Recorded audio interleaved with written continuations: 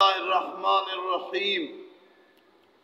اللہم صلی علی محمد وآل محمد واجل فرجہم وساہل مخرجہم اللہم اجل ولیک الفرج۔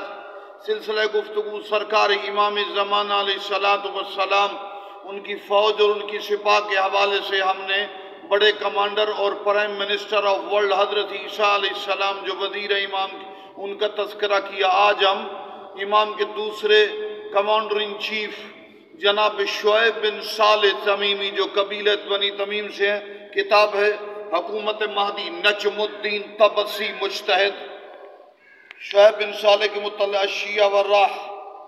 رجعہ ابن حماد میں فتن میں حضرت امیر المومنین علیہ السلام سے روایت آقا نے فرمایا سفیانی کالے علم والے ایک دوسرے کے روبرو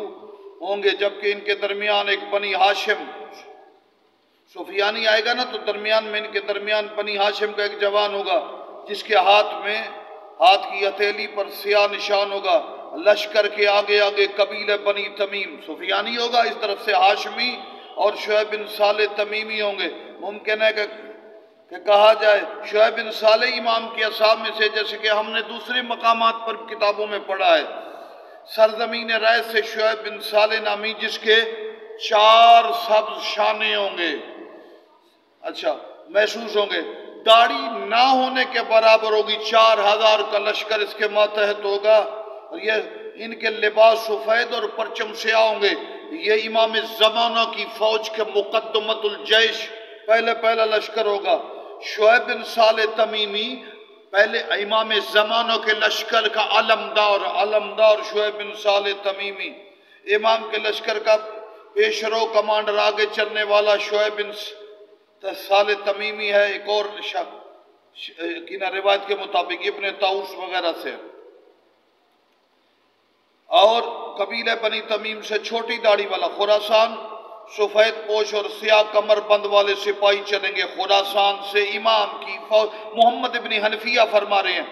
سیاہ سفید لباس سیاہ کمر بند والے سپاہی چلیں گے۔ مقدمت الجیش یہاں بھی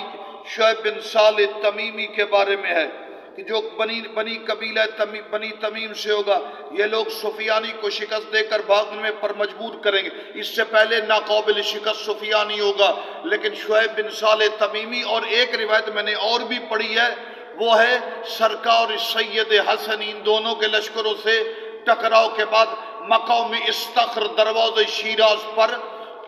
سفیانی جو امام زمانہ کا دشمن ہوگا شکست کھائے گا، اور اس کے بعد ان لشکروں میں امام جعفر صادق کی اولاد سے دوسرے فرزند اسماعیل اور عبداللہ بن شریک بھی شریک ہوں گے۔ گویا امام کے دور میں ہر اچھے عظیم کمانڈر امام کی فوج میں جمع ہوں گے۔ والسلام علیکم ورحمۃ اللہ وبرکاتہ۔